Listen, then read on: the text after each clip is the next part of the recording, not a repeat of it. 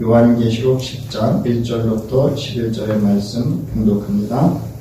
내가 또 보니 힘센 다른 천사가 구름을 입고 하늘에서 내려오는데 그 머리 위에 무지개가 있고 그 얼굴은 해 같고 그 발은 불기둥 같으며 그 손에는 펴놓은 작은 두루마리를 들고 그 오른발은 바다를 밟고 왼발은 땅을 밟고 사자가 부르짖는 것 같이 큰 소리로 외치니 그가 외칠 때에 일곱 우레가 그 소리를 내어 말하더라. 일곱 우레가 말을 할 때에 내가 기록하려고 하다가 곧 들으니 하늘에서 소리가 나서 말하기를 일곱 우레가 말한 것을 임봉하고 기록하지 말라 하더라. 내가 본 바 바다와 땅을 밟고 서 있는 천사가 하늘을 향하여 오른손을 들고 세세토록 살아계신 이 곧 하늘과 그 가운데에 있는 물건이며 땅과 그 가운데에 있는 물건이며 바다와 그 가운데에 있는 물건을 창조하신 이를 가리켜 맹세하여 이르되 지체하지 아니하리니 일곱째 천사가 소리내는 날 그의 나팔을 불려고 할 때에 하나님이 그의 종 선지자들에게 전하신 복음과 같이 하나님의 그 비밀이 이루어지리라 하더라. 하늘에서 나서 내게 들리던 음성이 또 내게 말하여 이르되 내가 가서 바다와 땅을 밟고 서 있는 천사의 손에 펴놓인 두루마리를 가지라 하기로 내가 천사에게 나아가 작은 두루마리를 달라 한즉 천사가 이르되 갖다 먹어버리라. 네 배에는 쓰나 내 입에는 꿀같이 달리라 하거늘 내가 천사의 손에서 작은 두루마리를 갖다 먹어버리니 내 입에는 꿀같이 달아 먹은 후에 내 배에서는 쓰게 되더라. 그가 내게 말하기를 네가 많은 백성과 나라와 방언과 임금에게 다시 예언하여야 하리라 하더라. 아멘. 네, 오늘 이 아침 우리에게 주시는 요한계시록 10장 1절로부터 11절 말씀 가운데 오늘은 1절로부터 7절까지의 말씀만 살피며 은혜를 받도록 하겠습니다. 오늘 말씀의 제목은 하나님의 비밀이 다 이루어지리라 라는 말씀의 제목입니다. 다 함께 하시기 바랍니다. 하나님의 비밀이 다 이루어지리라. 아멘. 이제 이 요한계시록 말씀을 이제 제가 이렇게 준비하면서 늘 말씀을 대할 때는 두려운 마음이 앞섭니다. 왜냐하면 말씀을 연구하면 할수록 어렵다고 하는 걸 자꾸 느껴지기 때문에 그렇습니다. 어렵긴 더더욱 어려운 것 같은데 또 한 절 한 절 또 한 권 한 권의 이 말씀을 해석한 여러 책들을 보면서 또 한량없이 그 넓고 큰 하나님의 또 은혜를 경험하는 그런 두려움을 또한 가지기도 합니다. 그래서 이 말씀을 준비하면서 오늘 이 말씀이 9장과 6번째 나팔 불 때에 회개하지 아니하더라 라고 하는 그 말씀과 함께 이제 11장에서 있을 7째 나팔 심판 사이에 이제 오늘 본문이 삽입되어 있습니다. 그래서 이 앞에 있는 6나팔 심판과 7째 나팔 불 때 일어날 심판 사이에 그 사이에 일어날 우리가 영화에서는 복선이라고 합니다. 어떤 큰 사건이 이루어지기 전에 또 하나의 메시지를 통해서 청중들로 하여금 하나님의 그 심판이 믿는 자들에게는 하나님의 큰 구원과 하나님의 사랑과 은혜를 경험할 수 있는 그런 믿음에 굳게 설 수 있는 말씀으로 위로해 주시고 세워주신다라고 하는 것을 이제 말씀을 준비하면서 경험할 수가 있었습니다. 오늘 이제 이 말씀을 보면 8장과 9장에서는 첫째 나팔 재앙부터 6째 나팔 재앙을 기록하고 있습니다. 그리고 11장 15절로부터 19절에서는 7째 나팔 재앙을 말씀하고 있습니다.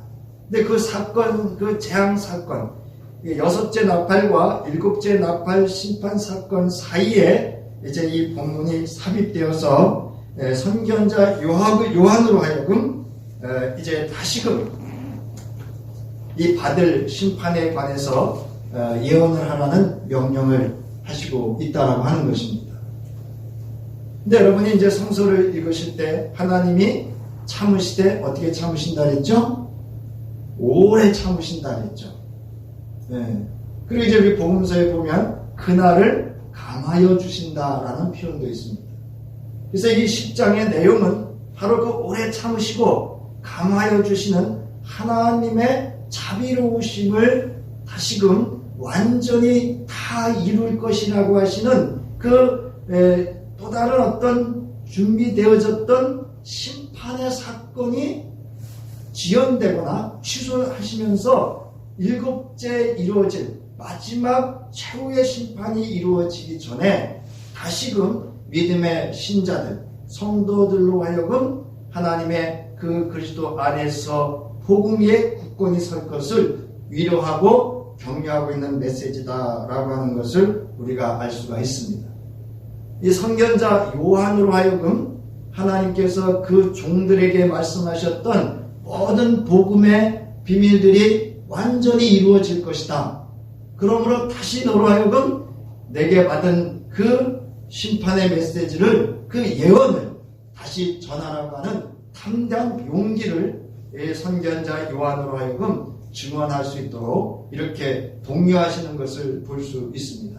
따라서 오늘 이 말씀을 통해서 우리가 이 선견자 요한에게 주어주었던 이 마지막 바로 일곱째 심판, 최후의 그날, 주님이 다시 오실 그날에 이루어질 심판에 앞서 우리에게도 복음을 담당한, 또 감당해야 되는 명령을 받았다라고 하는 것을 우리가 가슴 깊이 한번 말씀을 통해서 도전받고 새겨질 수 있고, 또 우리의 삶에 그런 예수의 흔적을 갖고 증인으로 살아갈 수 있는 그런 도전되는 시간이 되었으면 합니다.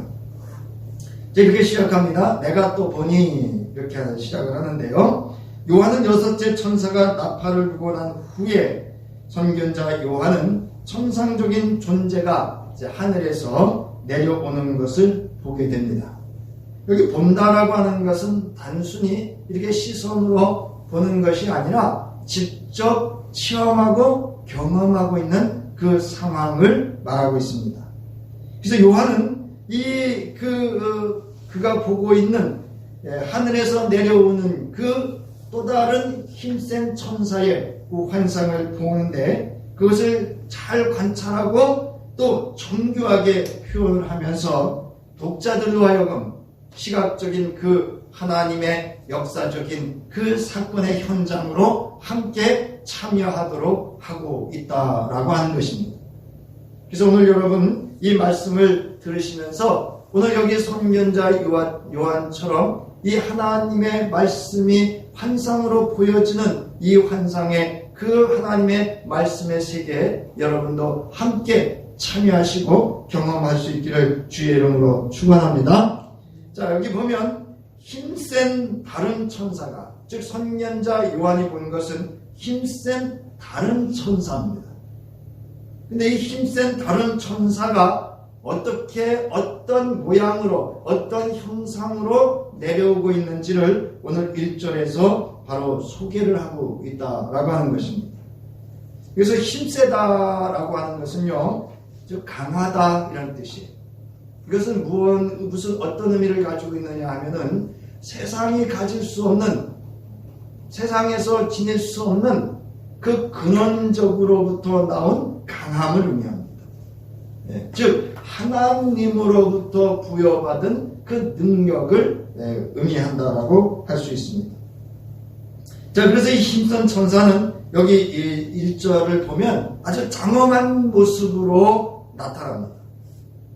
그 장엄한 모습은 바로 하나님이나 이 구약성서에서는 하나님에게만 나타났던, 또 요한계시록에 있어서는 하나님의 어린 양 그리스도의 형상 속에 나타났던 그런 품성, 그런 형상을 그리고 있다라고 하는 겁니다. 그래서 이 천사는 천사로 불리기는 했지만 그 이상의 존재라고 하는 것을 알 수가 있습니다. 그래서 이 힘센 천사는 천상적인 존재로 신적 품성을 지닌 그리스도 자신이든지 여호와의 신적 권한을 지닌 천사다라고 하는 것입니다. 자, 이 첫 번째, 이 힘센 다른 천사의 그 신적 권위, 그 신적 형상의 모습은 첫 번째로 구름을 입었다는 것.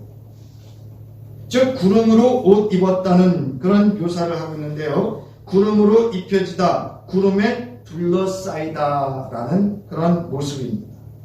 그래서 입다라고 하는 것은 히브리어에 구름을 타다라고 할 때 그 타다라는 말이 마치 손오공이 구름을 타고 오는 그런 단어가 아닙니다. 이 타다라는 말은 임이라는 단어인데요. 히브리어로 무엇과 함께라는 뜻이에요.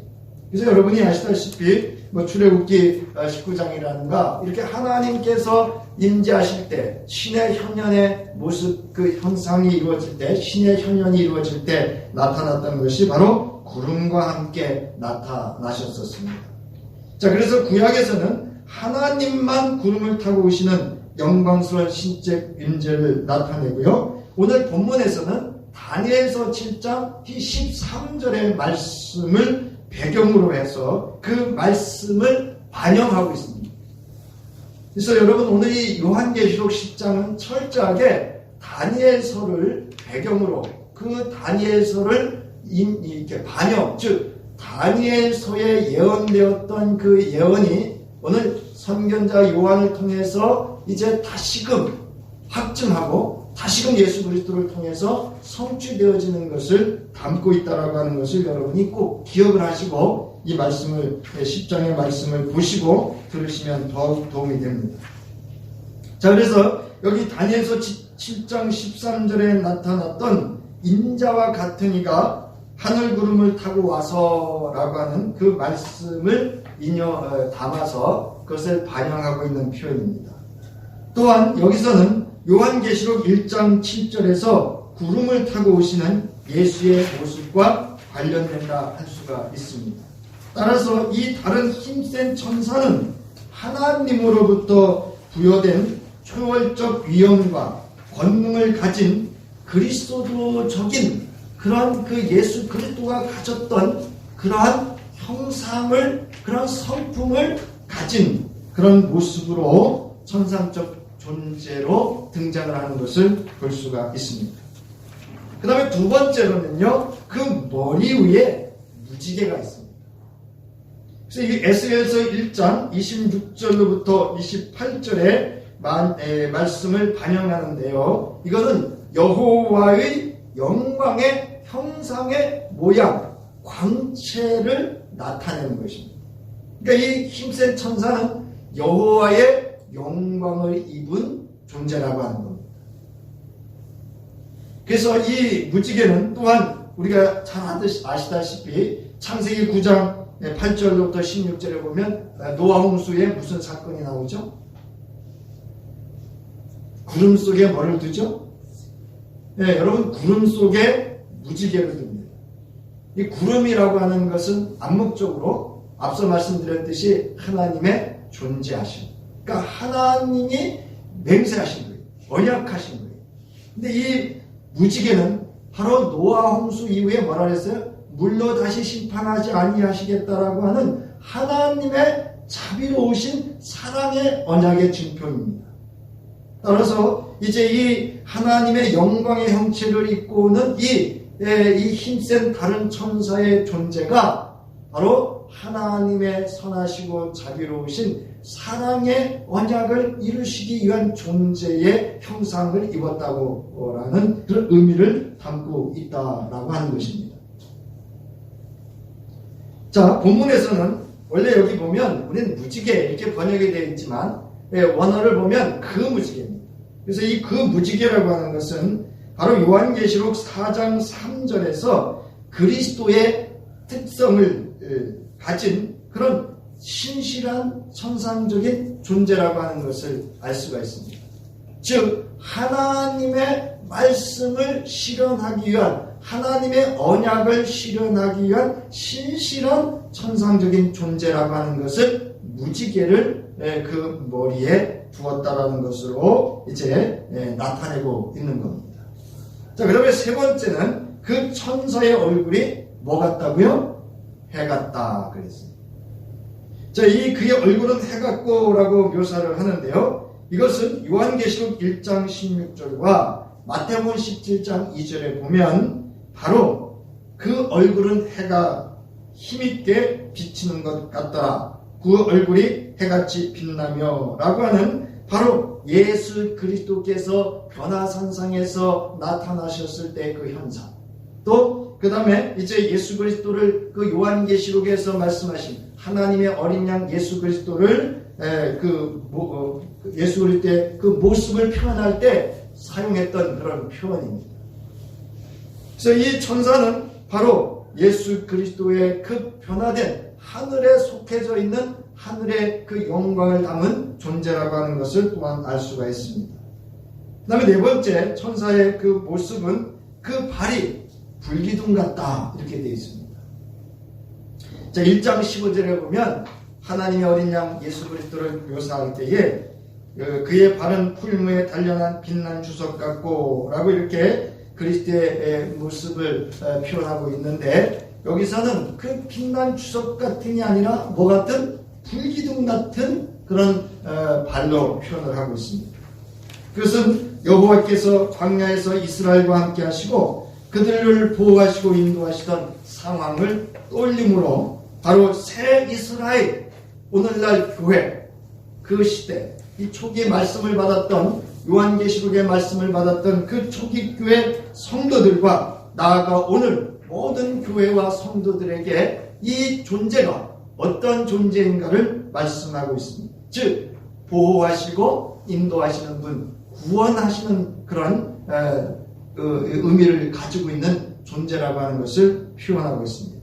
또 그런가 하면 이 바른 불기둥은 하나님의 심판을 또한 상징하고 그 의미를 담고 있다라고 하는 것이 이제 10장에서 이후의 말씀을 통해서 우리가 경험하게 됩니다. 자, 이처럼 다른 힘센 천사는 그리스도의 권위를 갖고 하나님의 일을 신실하게 수행할 종으로서 묘사되고 있다라고 하는 것입니다. 이게 오늘날 어찌 보면 저와 여러분이 갖추어야 될 그런 하나님의 백성이 하나님의 자녀이고 하나님의 백성이고 하나님의 증인 종으로서의 갖추어야 될 또한 우리가 갖추어야 될 모습이기도 합니다.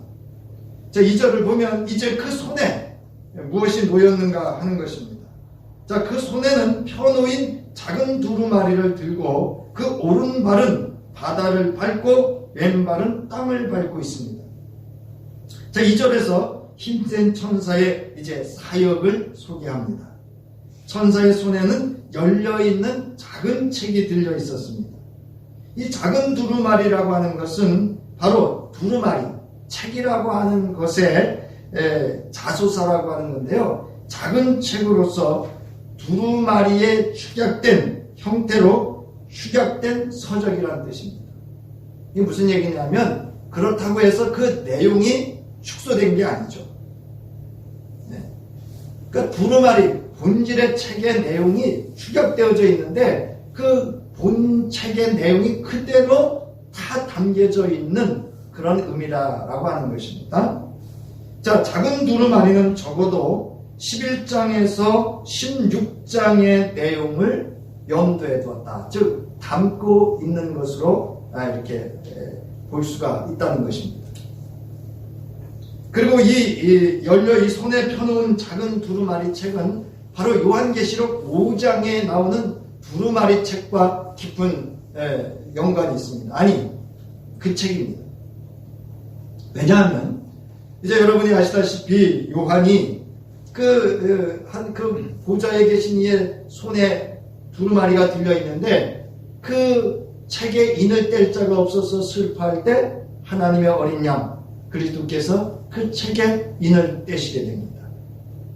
이제 그 의미가 여기 이제 쭉 설명이 되어져 있는데 두 두루마리 사이에 밀접한 연결과 의미가 동일하다는 것을 요한계시록과 10장의 의미가 같다라고 하는 것을 이렇게 이제 10가지로 설명을 드릴 수가 있습니다. 근데 이 책에 인봉을 뗀 것은 바로 예수 그리스도, 복음의 시작, 하나님의 복음의 시작인 예수 그리스도로부터 이 책이 열려졌다는 겁니다. 그래서 이 두 책 모두가 펼쳐져 있고요. 이 두 책 모두가 그리스도가 가지고 계시고, 그리스도는 여기에서 사자로 비유가 되고 있고, 두 책 모두 에스겔서 2장의 두루마리를 암시하고 있으며, 두 책 모두 외치는 힘센 것과 연관이 있고, 두 책 모두 영원히 살아계시는 하나님과 연결이 되어져 있습니다. 또한 두 책 모두 다니엘서 12장의 마지막 때에 관한 예언과 직접 관련이 있고, 두 환상에서 누군가가 천상적 존재에게 다가가 그의 손에서 책을 취했다는 것과, 두 환상에서 요한의 예언자적 사명에 대해 하늘에 말하는 음성과 관련해 거의 동일한 언어가 사용되어졌습니다. 마지막으로 두 두루마리는 백성과 나라와 방언과 족속, 근데 10장에서는 임금들 이렇게 되어져 있습니다. 그래서 최종적인 운명과, 즉 하나님의 심판과 관련이 있다라고 하는 것이 바로 5장과 10장이 같은 동일한 책이라고 하는 것을 알 수가 있습니다. 자, 이 5장의 두루마리는 심판과 구원과 관련된 하나님의 계획을 가리키는 상징이었습니다. 그 계획은 그리스도의 죽음과 부활로 인해서 시작되었습니다. 그리스도는 보좌에 앉으신 하나님으로부터 두루마리를 받아 그것을 펼치셨습니다. 이것은 그리스도가 아버지 하나님의 계획을 이루는 데 있어 주권을 가지고 있다는 것과 그가 그것을 완성하기 시작하셨음을 상징하고 있습니다. 자신의 죽음과 부활로서 자기 백성을 구원하신 그리스도는 그 책을 취하기에 합당하신 분이셨습니다. 그는 그 책 안에 있는 계획을 성취하고 구원받은 자들 위에 그의 나라를 세울 권세를 가지셨습니다. 그 권세를 가진 은혜를 입은 존재가, 사랑하는 성도 여러분, 오늘 저와 여러분인 줄 믿으시기 바랍니다. 저와 여러분에게 바로 이 하나님, 그 하나님의 나라를 세우신 권세의 은혜가 예수 그리스도로 말미암아 우리에게 경험되어졌다, 입혀졌다라는 것입니다. 자, 그 책에 있는 계획은 십자가부터 새 창조에 이르기까지의 역사를 망라하고 있습니다. 두루마리의 내용의 핵심은 6장과 요한계시록 6장으로부터 22장에 게시되어 있고, 이 역사적 파노라마는 정해져 있고, 그 특성상 이제 종말적이라고 하는 겁니다. 종말이라는 거죠. 자, 이 책의 배경은 다니엘서 7장과 12장에 있는 그 법령적 측면과 종말론적 특성을 담고 있고 강조하고 있다는 것이 바로 5장과 10장에 나와 있는 두루마리와 오늘 나와 있는 작은 책이라고 하는 것에 담겨져 있습니다. 따라서 이 구속과 심판에 관해 결정된 것은 요한계시록의 환상 단락 전체에 걸쳐서 이제 묘사하고 있습니다. 그러니까 요한계시록의 주제는 궁극적으로 하나님의 심판과 하나님의 구원의 사건의 최종 완성을 누굴 통해서? 예수 그리스도를 통해서 완성되어지고 있음을 담고 있는 이 주제가 바로 이 요한계시록의 내용이라고 하는 것입니다.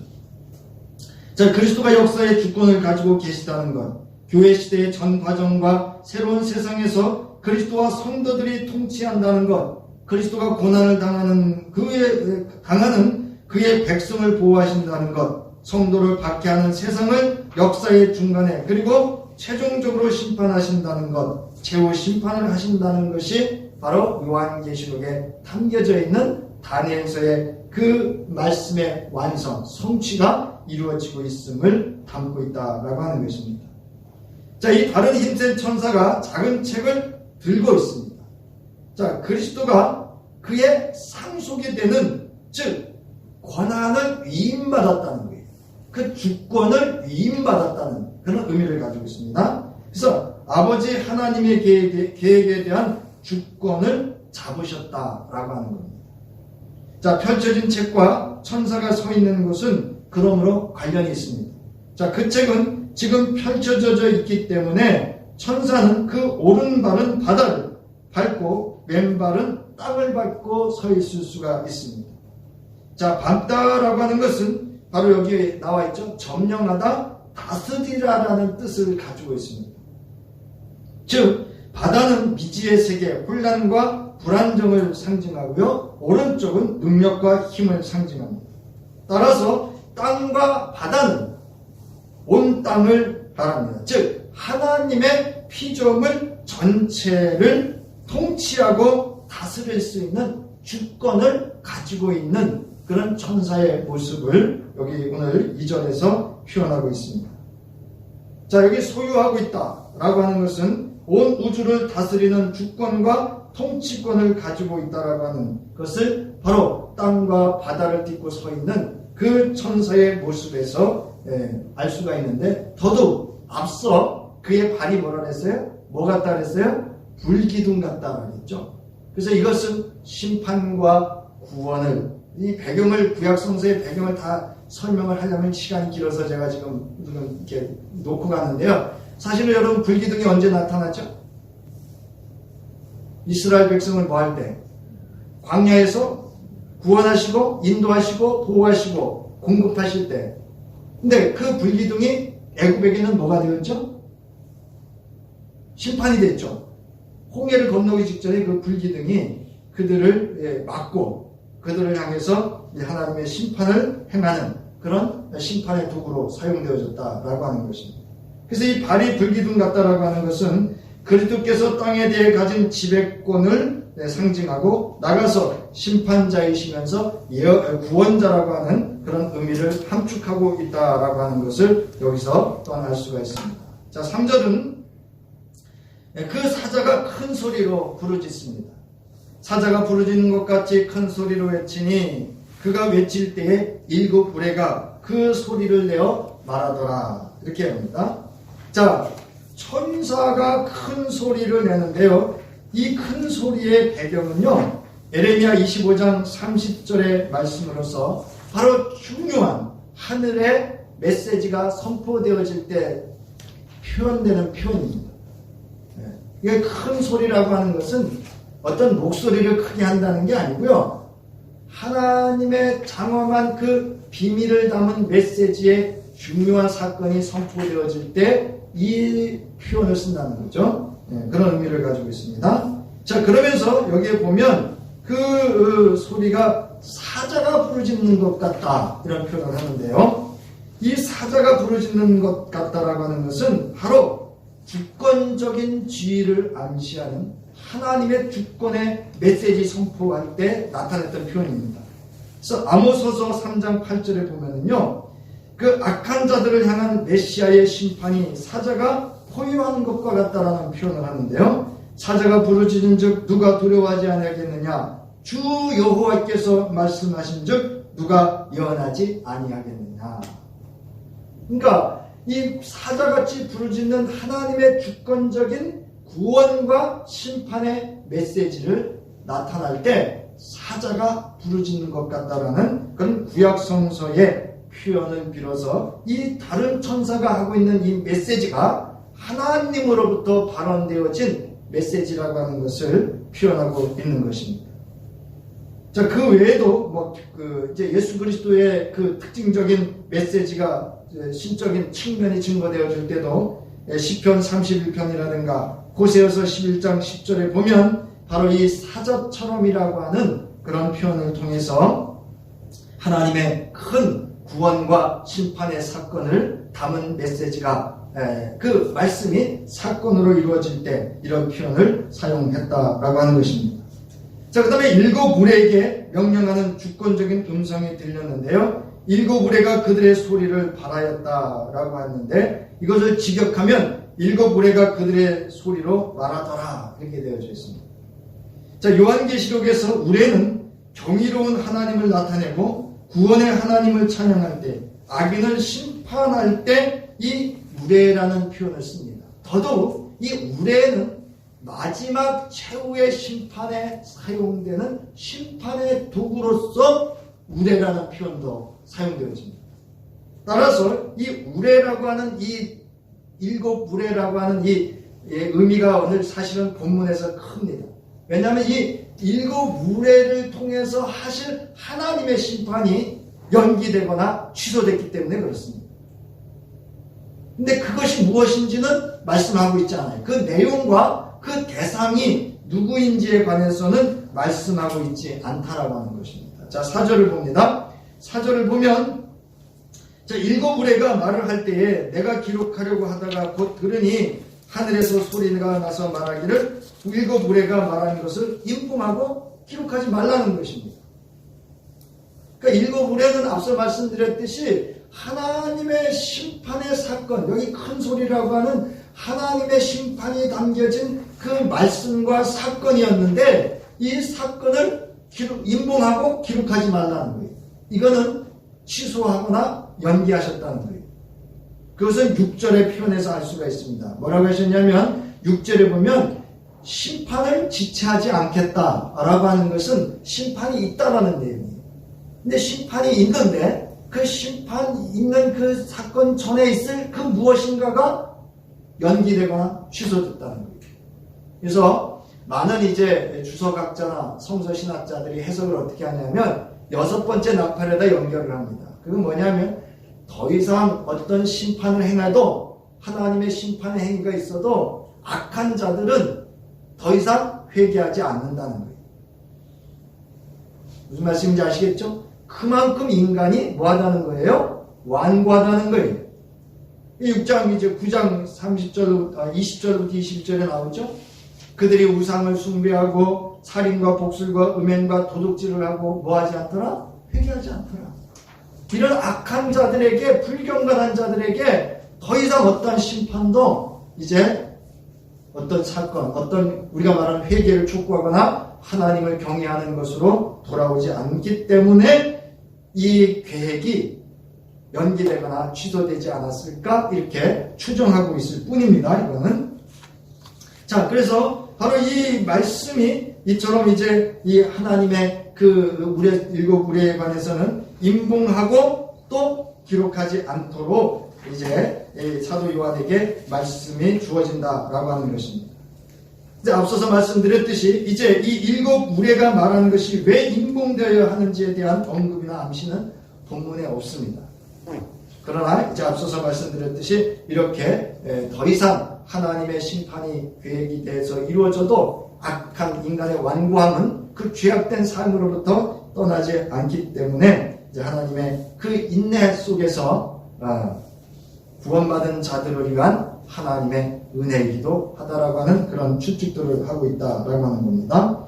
자, 이제 10장 5절부터 7절인데요. 이제 힘센 천사가 이런 그 인봉 말씀 속에서 나온 것을 맹세하는 것입니다. 자, 내가 본 바 이렇게 하죠. 내가 본 바 바다와 땅을 손을 들었다. 여기서 오른손을 들었다라고 하는 것은요, 바로 맹세하는 것을 의미합니다. 자, 천사는 하늘을 향하여 오른손을 들고 하늘과 땅과 바다 그리고 그 가운데 있는 것들 곧 온 천지 만물을 지으신 하나님께 맹세하며 엄중하게 선언합니다. 여기서 맹세하다라고 하는 것은요, 반드시 해야 할 일을 두고 굳건히 서약하는 것을 말합니다. 자, 오른손을 드는 것은 맹세에 있어 보편적인 그 당시의 태도였습니다. 유대인들에게 있어 오른손을 드는 것은 서약과 맹세를 의미합니다. 본문에서는 이 맹세가 창조주이시고 만유의 재판장이신 영원히 살아계신 하나님 앞에서 하는 것임을 강조하고 있다는데 우리가 주목해야 합니다. 그래서 이 배경은요, 다니엘서 12장 7절과 신명기 32장 39절로부터 41절의 말씀을 이제 반영하고 있습니다. 더더욱 바로 다니엘서 12장 7절의 말씀을 반영하고 있고 또 성취하는 메시지를 담고 있습니다. 여기 이제 하나님은 어떤 분이신가를 또 강조해서 표현하고 있는데요. 자, 하나님은 어떤 분이신가 하면 먼저 6절에 세세토록 존재하시는 분입니다. 세세토록 살아계신 입니다. 여러분, 이 유대인들의 그 시간은요, 세 가지입니다. 하나는 아이온이라고 하는 영원한 시간입니다. 두 번째는 크로노스라고 하는 시간이고요. 세 번째는 카이로스라고 하는 시간입니다. 그래서 오늘은 이 바로 이 세세토르기라고 하는 영원한 그런 시간을 나타내고 있고요. 여기 지체하지 않는다는 이 시간, 이 지체라는 말이 시간인데요. 여기는 크로노스입니다. 어떤 시점을 말하는 그런 시간을 2시간이 오늘 본문에서 등장을 하고 있습니다. 자, 하나님은 영원히 살아계신 존재라고 하는 거예요. 자, 그 다음에 여기 하늘과 그 가운데 있는 물건, 땅, 이 물건은 뭐냐면 피조물, 하나님이 지으신 피조물입니다. 따라서 하나님은 창조주이심을 여기서 증거하고 있습니다.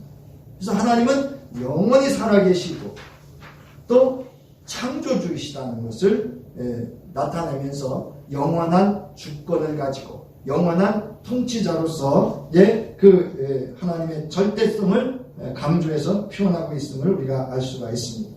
자, 그 맹세의 내용은요, 보시면 6절에 지체하지 아니할 것이다, 이렇게 말합니다. 그러니까 일거무례가 이 앞서서는 무슨 말씀을 내용에 말했는지는 임봉하고 기록하지 말라 했기 때문에 이 선견자 요한이 기록하지 않았지만 그 내용이 무엇인가는 암묵적으로 알 수가 있습니다. 그것은 바로 심판의 내용이었다라고 하는 것을 알 수가 있습니다. 여기서 지체하지 아니한다라고 하는 것은 더 이상 지체는 없을 것이다 라는 의미를 가지고 있습니다. 자, 그래서 이제 이 본문의 그 사상은 이거는 우리가 이제 오늘날 BTJ 열방센터인가요? 거기가 이제 바로 세대주의자라고 해서 그래서 다 설명드릴 수가 없는데요. 요한계시록을 세대주의로 해석을 하는 겁니다. 그러니까 하나님의 사건이 첫 번째 사건, 두 번째 나팔, 세 번째 나팔 이렇게 역사 속에서 그렇게 나타나고 예수께서 이제 예루살렘으로 오신다 이렇게 하시는 하여튼 그런 그 세대주의 해석을 가지고 있는데 이제 요즘은 그 해석을 넘어선 해석들이 이루어지고 있습니다. 많은 성서 해석의 그 배경의 자료들을 가지고 요한계시록을 얼마나 풍부하게 해석을 하고 있는지요. 아주 그 말씀을 이렇게 준비하면서 시간이 부족합니다. 어제도 1시 반까지 이 말씀을 준비했는데요. 하면 할수록 시간들이 부족해요. 왜냐하면 정확히 메시지를 전해야 되기 때문에. 그러나 아직도 해석이 되지 않은 많은 부분도 있음을 여러분에게도 말씀을 드립니다. 자, 더 이상 시간이 없을 것이다 라고 하는 것은 어떤 그런 세대적인 그런 시간의 의미가 아니라요. 여기 나옵니다. 본문의 사상은 역사를 향한 하나님의 목적이 완성될 미래에 정해진 때가 있다는, 하나님의 때, 크로노스가 있다는 거죠. 자, 하나님께서 자신의 목적을 완성하시고 역사를 끝내기로 결정하셨을 때 역사의 종료는 더 이상 지체되지 않을 것이라는 거죠. 이게 이제 바로 일곱째 나팔, 최후의 심판의 그날을 암묵적으로 또한 말씀하고 있습니다. 자, 7절입니다. 자, 일곱째 천사가 소리를 내는 그의 나팔을 불려고 합니다. 그때 하나님이 그의 종 선지자들에게 전하신 복음과 같이 하나님의 그 비밀이 이루어지리라 하더라. 이제 맹세를 한 다음에 이 힘센 천사를 통해서 이제 이 많은 그 당시의 신자들, 성도들에게 위로의 메시지, 신앙의 굳건히 설 수 있는 메시지를 선포하는데 그것이 뭐냐면 하나님께서 구약의 선지자들을 통해서 또 신약의 선지자들, 사도나 또한 그리스도의 제자들, 그 당시에 바울이나 이런 많은 그리스도의 복음의 증인들을 통해서 하셨던 그 모든 말씀이 다 이루어진다. 할렐루야. 말씀이 완성되어진다는 것을 이제 이 힘센 천사를 통해 일곱 천사를 통해서 말씀을 하고 있다는 거죠. 자, 우리가 참 재밌는 거는요. 여기에서 갑자기 힘센 천사가 나오다가 일곱째 천사가 또 등장을 하는 거죠. 그래서 이거는 암묵적으로 일곱째 심판은 최후의 심판으로서 강력한 하나님의 심판이 있을 것임을 또 담고 있는 그런 표현이기도 합니다. 자, 그래서 천사가 소리내는 날 그 나팔을 불게 될 때는 서로 동격으로 동일한 시점을 가리키고 있고요. 이 시점은 바로 일곱 번째 나팔을 부는 시점으로 앞에서 언급된 바 있는 일곱 번째 인의 경우와 동일하게 종말의 완성의 시점을 의미하고 있다라고 하는 것입니다. 자, 일곱째 천사의 소리는 지체 없이 임하는 하나님의 마지막, 환난의 마지막 단계가 아니라 전체 역사의 맨 끝인 최후의 심판이 이루어질 하나님 나라의 도래를 의미하고 있는 것입니다. 자, 이 하나님의 비밀을 계시하는 대상이 되는 사람들만이 이 역사의 의미를 이해할 수 있다라고 또한 여기서 말씀을 하고 있습니다. 그래서 아모스서 3장 7절에 보면 주 여호와께서는 자기의 비밀을 그 종 선지자들에게 보이지 아니하시고는 결코 행하심이 없으리라.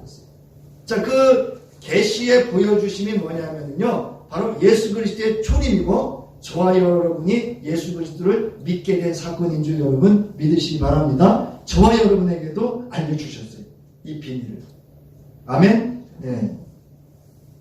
자, 그래서 하나님의 비밀은 계시될 수 있습니다. 그리스도의 죽음과 부활, 높아지심으로 마지막 날이 시작되었고 마지막 날과 관련한 다니엘의 예언들이 성취되기 때문입니다. 하나님의 비밀은요, 예수 그리스도를 통한 하나님의 나라의 도래와 함께 또 완성에 있음을 믿으시기 바랍니다. 그래서 예수 그리스도의 시작, 초림, 예수 그리스도의 초림은 바로 이 하나님 나라의 도래의 시작이었고 예수 그리스도의 다시 오심은 하나님 나라의 완성을 의미하는 것입니다. 그래서 이 하나님의 비밀이라고 하는 것은 바로 그런 의미를 담고 있습니다. 그래서 이 비밀이라고 하는 단어는 구약 성서에서 마지막 때를 표현할 때 사용하는 표현이에요. 따라서 이제 이 선견자 요한이 이 비밀이라는 단어를 통해서 암묵적으로 지금 일곱째 천사가 하는 이 말을 다 이루고자 하시는 그 복음의 완성은 바로 마지막 때를 암묵적으로 또한 표현하고 있음을 알 수가 있습니다. 자, 이제 이루어지다라고 하는 것은 여러분 완성하다는 의미를 가지고 있습니다.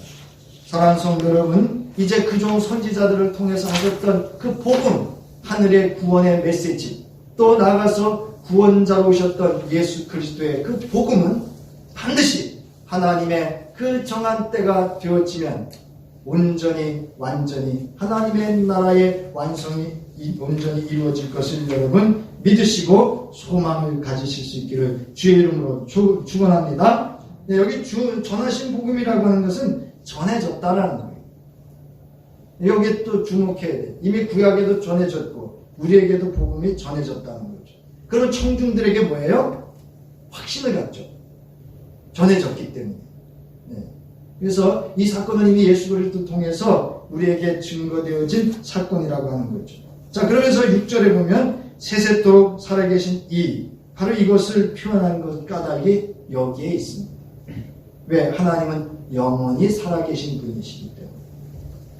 여러분, 하나님의 나라, 그 영원한 하나님의 나라는 반드시 하나님의 영원히 살아계신 그 온 우주 만물을 창조하신 주님의 주권 속에서 완성되어진다라고 하는 것을 믿으시기 바랍니다.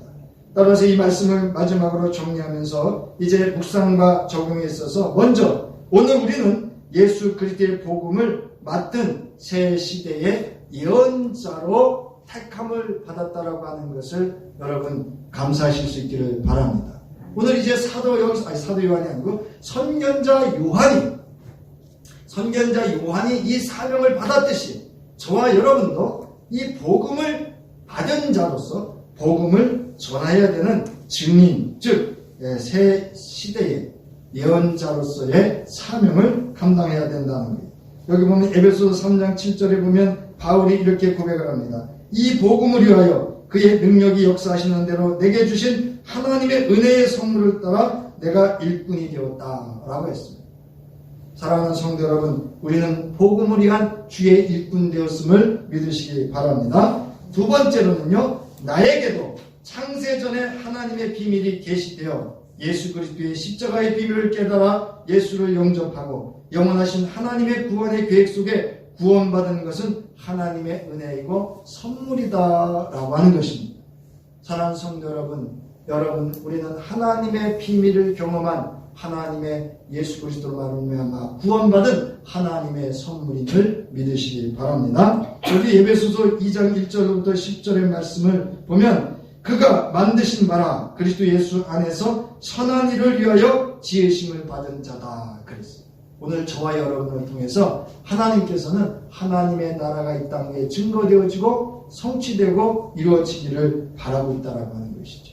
사랑하는 성도 여러분, 우리가 하나님의 은혜로 선물로 구원받은 하나님의 비밀의 계시를 맡은 자로서 그 존재로서 우리가 하나님의 선한 일을 증거하는 존재가 될 수 있기를 바랍니다.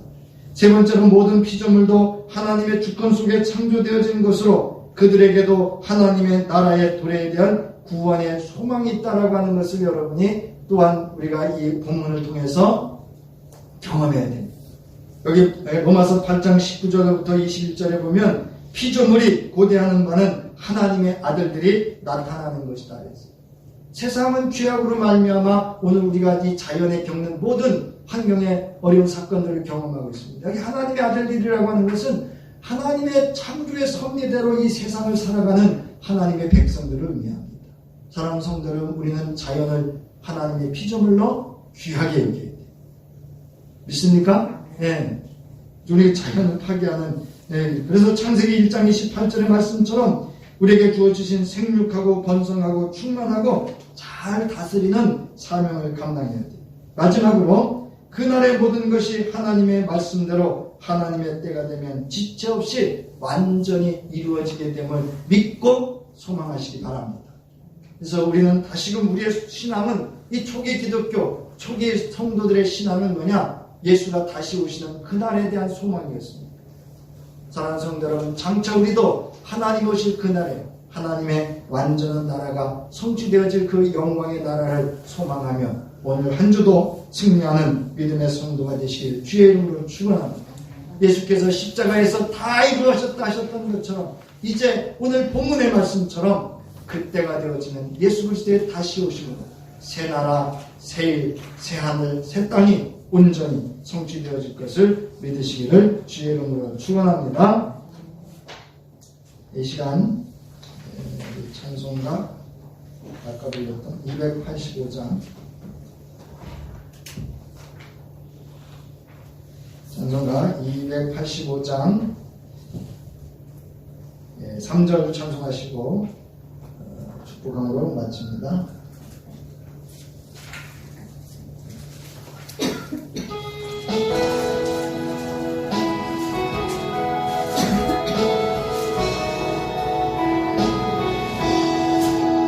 사람들 그날부터 평안한 마음들 있어서 이 복된 말 전하느니 나의 본부 삼았도다.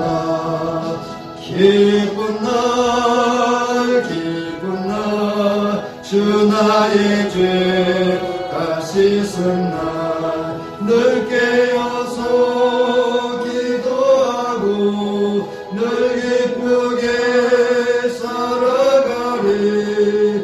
기쁜 날 주 나의 죄가 씻은 날. 아멘.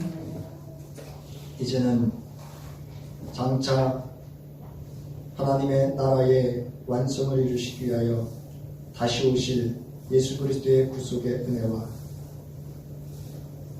영원히 살아계시고 모든 우주 만물을 창조하신 창조주 하나님의 창세전에 나를 구원하여 주신 하나님의 무한하신 사랑과 이제 말씀을 맡은 자로 복음을 증거할 자로 살아갈 수 있는 힘이 되어 주시는 성령의 감동감화 역사하시니 이제 장차 다 이루어질 복음의 소망을 가지며 이제 믿음으로 성실하게 그 사명을 감당하며 하나님의 세상의 빛이요 소금으로 그리의 향기로 살아가기를 결단하며 돌아가는 저희들과 가정과 기업과 모든 삶 속에 이제로부터 영원히 함께 하시기를 간절히 축원하옵나이다.